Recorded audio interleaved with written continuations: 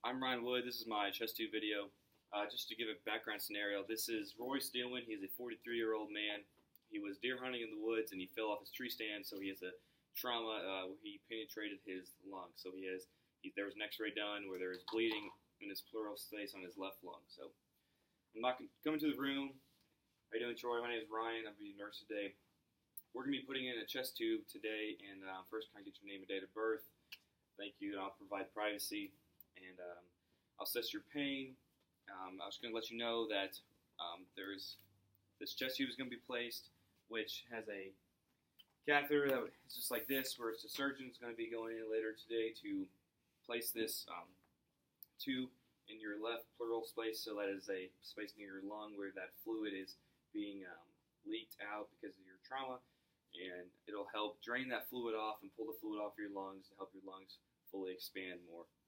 So with this you'll be awake during the procedure, but we'll be with you at all times and checking your vital signs, and the surgeon will give you some pain medication, some lidocaine with that space, so that it'll be more numb, so you won't feel it as much, and then he'll get the tubing and go into your third to fourth intercostal space, a little bit below your left pectoral muscle, and then to the side. So once he has it placed, he can put some sutures in it to make sure that the tube does not be displaced or become dislodged. So after that, there will be an airtight seal placed over the tube so that it does not come out again, as I said. So then and then during the whole procedure, we'll be checking your vital signs and just making sure everything's okay. And then while you have this tube placed, I'll be checking your pain level, and I really want to encourage you to have some cough and deep breathing so that your lungs will expand more and to try to get all that drainage off of your lungs. So this is the pleural evac device. So there are three important chambers that you need to know. These three right here that is the actual drainage system.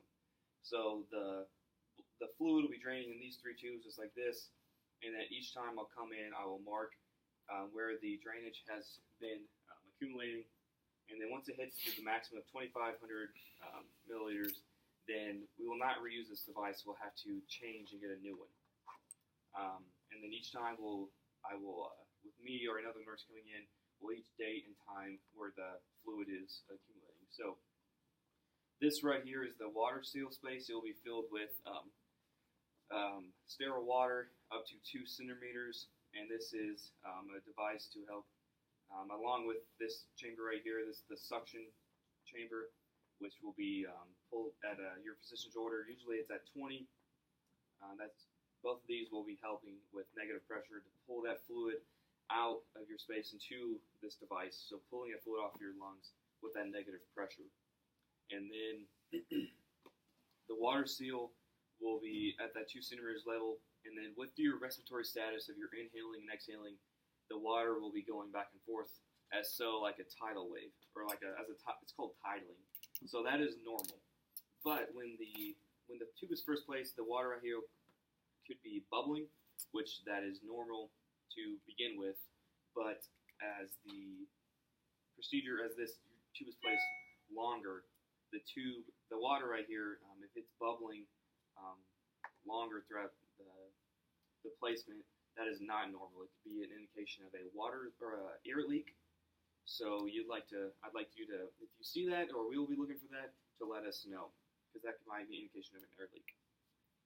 Another thing to know with all this is where the tube is placed, there could be an air that is leaked into your subcutaneous tissue, and that is called crepitus. So let me know if you feel or hear any sounds of a resemblance of like a Rice Krispie or like a crackling sound. So that is not normal.